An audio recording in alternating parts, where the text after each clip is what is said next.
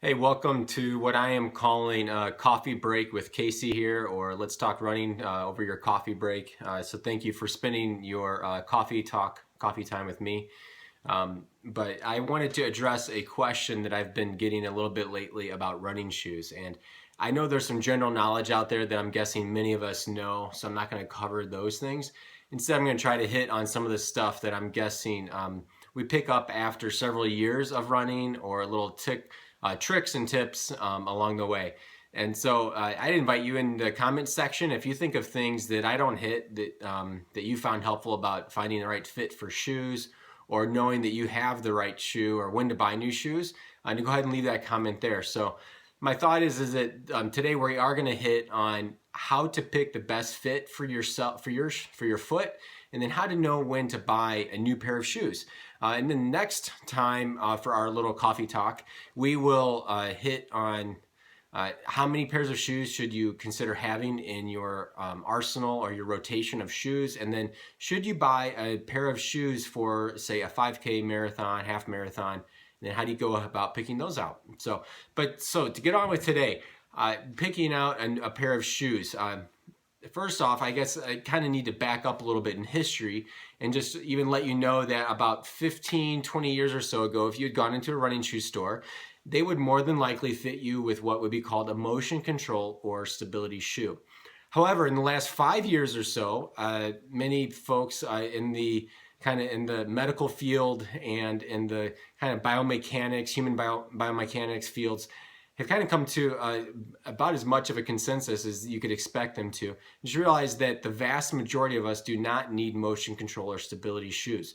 And so what I mean by a motion control or stability shoe, and then also what I mean by the majority of us, I've seen the American Council of Sports Medicine has even said 100% of us don't need motion control or stability shoes.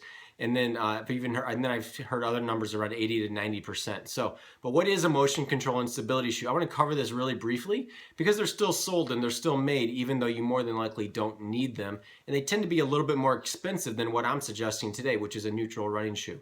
So a motion control or stability shoe is going to be a shoe that, first off, you'll notice that the bottom of the shoe itself will not be flat like this. Instead, it will probably be grooved in a little bit, and then where it's grooved in, you'll probably see some kind of plastic or rubber bars or something that looks very stiff right here around the arch area. And the other thing you'll notice about those stability shoes is that more than likely there'll be a very firm layer of foam that will be, so if you kind of try to push it in, it won't be able to. Whereas with this, I can kind of put my thumb into it relatively easily.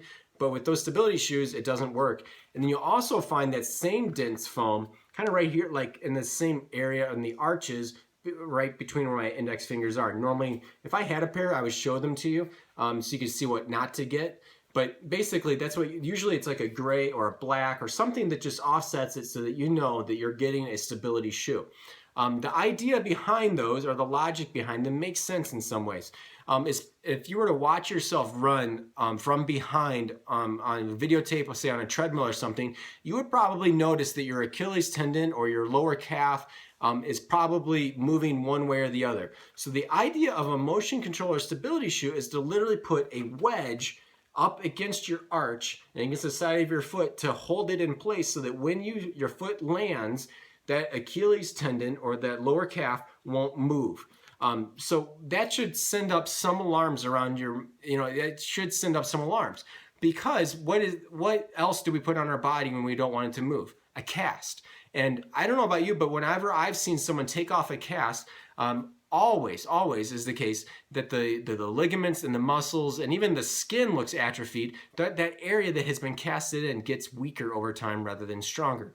And so that's why I would recommend a neutral shoe. And that's why the vast majority of folks out there are going to recommend neutral shoes as well. A neutral shoe, by contrast, is going to have probably the same type of foam all the way around it. Sometimes there'll be different types of soft foam, but for the most part, it's going to be like this. And then on the bottom of it, it's probably going to be relatively flat surface as well. Now, the other thing to look for in a neutral shoe that I would point you towards is probably something that has a relatively low heel to toe drop. The heel height on these, or the stack height, I think is somewhere around 24 millimeters. and then the toe, the toe height is around 19. So if you were to do that quick math, it'd be around 4 to 5 millimeters of a heel to toe differential. You can find that information out if you were to look at the company's website, or if you were to look at my favorite website to consult, which is runrepeat.com. And they, just a bunch of people that have collaborated together and post reviews of shoes, and no one's trying to sell shoes. You won't find ads on that website trying to sell us shoes. Instead, it's just straight up reviews, and so no one's making money off of the reviews that are happening. So you can find a lot of information there about those shoes, including the heel to toe drop, and then also it will tell you, is this a neutral shoe you're looking at, or what other type of shoe? What is it meant for? Is it a racing shoe? Is it a competition shoe? Is it an everyday trainer? It'll give you some of the information there about a particular shoe. Now, the reason why I'm suggesting this relatively low heel to toe drop is because what we know from just simple biomechanics, and then also from just my own experience of watching other people, and then also as I run, it's just realizing that lower heel to toe drop allows my foot to come more naturally underneath my center of mass, or underneath my hips, as my leg and my foot swing back into the recovery motion of my stride. My foot can more easily drop down underneath it. By contrast, some shoes you'll notice will have a 10, 12, or even 14 millimeter differential.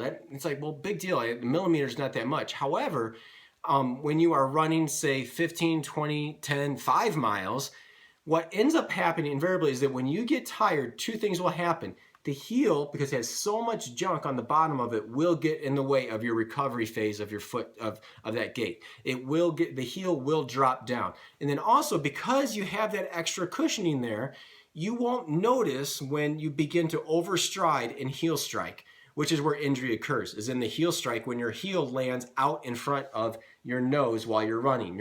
Your foot lands way out in front of your face, out in front of your nose, and you can literally see your feet landing in front of you.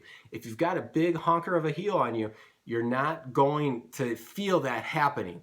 Whereas if you have something like this, it has a modest amount of cushioning, a low heel to toe differential, you're going to feel that. It's going to give your foot feedback that you're doing something wrong.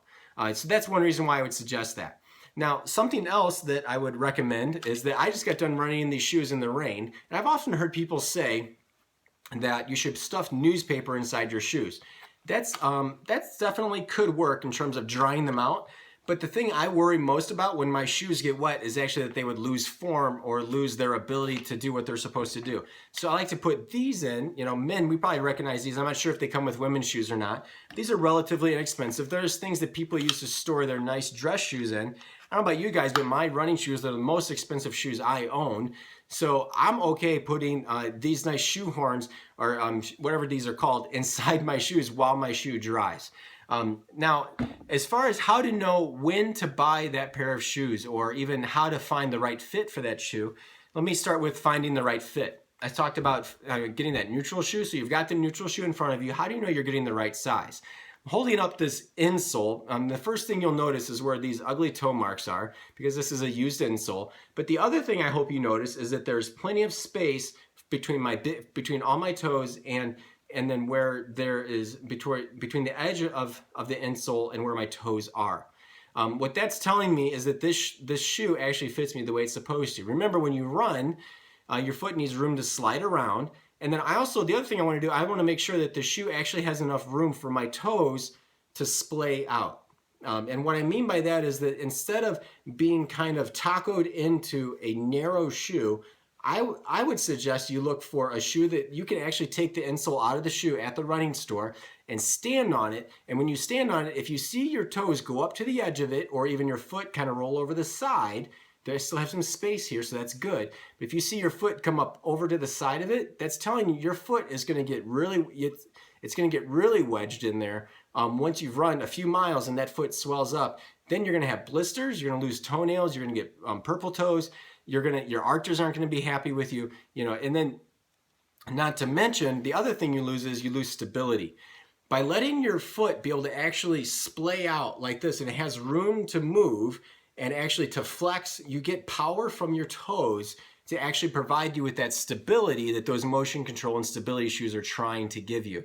So your body is able to naturally do what it is built to do. Your toes are able to, and they're not necessarily grabbing the ground, but they begin to function in that way, and you actually generate power from the big toe and all the way up through that posterior chain, and that's exactly what happens when you're pushing off and your toes have room to grab stability and provide you with the control that it actually needs.